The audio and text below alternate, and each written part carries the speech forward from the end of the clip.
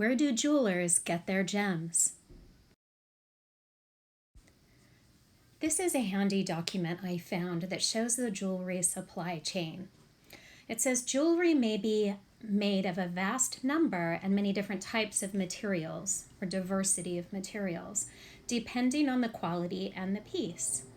The supply chains, that means where they get the things from, vary in level of complexity and number and scale of operations. So I'll explain that as we go. First, let's look at gold. That's this top bar here. The gold is resourced from large and small scale mining. It goes through a process where the gold has to be separated from any other impurities like dirt, sand, or other metals that could be a part of it. So it's refined and then made into things like metal bars. Gold is mined in around 80 countries with approximately 3,200 tons produced every year. Most gold comes from large industrial mines located in China, Australia, Russia, and the US, although about 20% of the world's gold comes from small-scale mines, primarily in Africa, Asia, and Latin America. Gold from industrial mines may be exported or sent out directly to refiners, while artisanal gold from smaller mines may pass from one trader to another before being sent out for refining. Once gold is mined, then it is sent out to traders or banks, manufacturers, jewelry and watch companies, electronics companies, and other businesses. Jewelry companies may source their gold directly from refiners or from manufacturers, banks, or international gold traders. Gold can be melted down and turned into a different product over and over again, which can make it difficult to determine the original source of any single piece of jewelry. So this shows, let's see if I shrink this in a little bit here. Then you can see that after going through from the large or small scale mining, it's made into the pure gold, and then that goes into different places that make products with gold and then sold at retail. And at every one of these stages, the price goes up. Now let's look at diamonds. So here in the center, this is diamonds, large and small scale mining. Then it's taken and cut and polished by certain machines. Once there is a finished product, then it goes to be made to be part of jewelry, or small, less perfect diamonds would be used for making tools and things that need to cut the hardest stones, and then sold. So let's talk about diamonds. Approximately 130 million carats of rough diamond are mined every year. About 70% of those are gem quality, with the remaining being industrial diamond. So that's what I was meaning, like for making cutting tools. So diamonds are weighed in terms of carats, C-A-R-A-T, not the carrots we eat. The largest rough diamond producers are Russia, Botswana, Democratic Republic of the Congo, Australia, and Canada. Most of them are large-scale mines that produce about 85% of the diamonds, and the remaining are from small-scale diamond mines.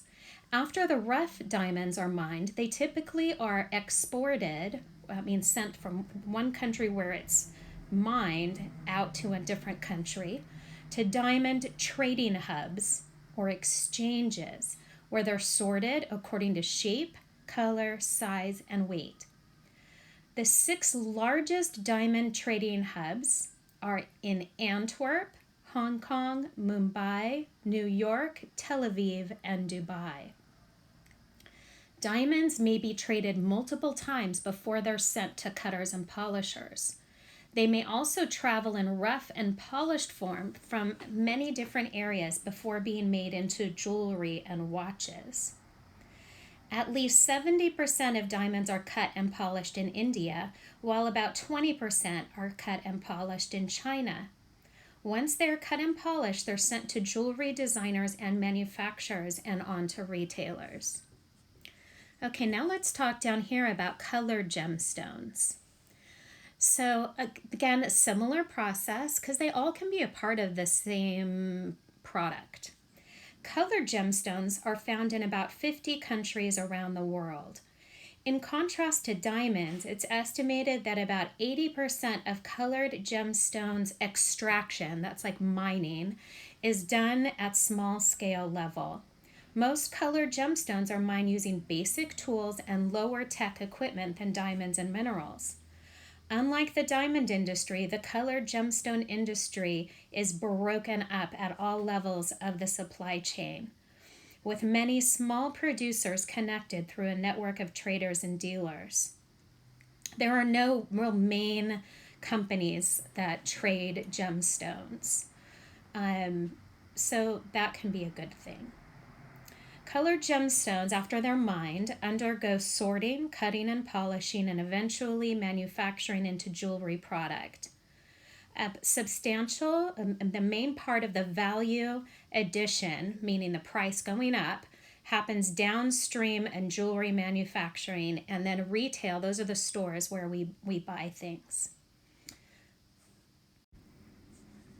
This is an interesting map that shows where gold is, the raw materials are sourced and produced, diamonds, colored gemstones, and then where they're manufactured, which would be being made into the jewelry. So here is where we are in North America, and then here's South America. Here we have Africa, Europe, here, Asia, and Australia. So if we look at gold, so certainly there is some gold. The raw material comes from areas here and in Canada.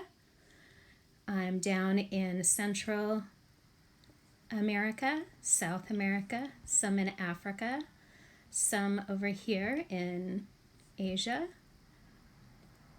and some down here in Australia.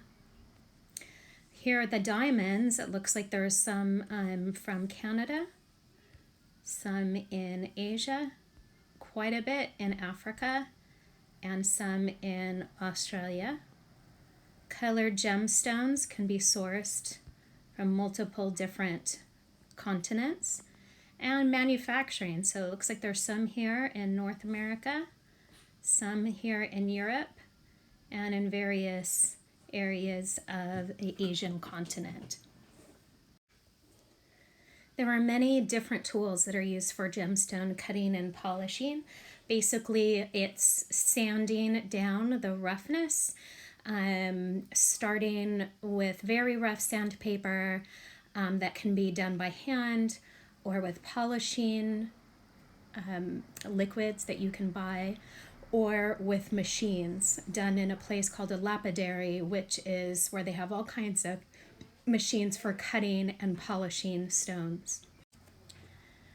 So the mining of precious gemstones and diamonds is a very controversial thing, particularly in very poor countries where people are working long hours. They're very poor, not great working conditions.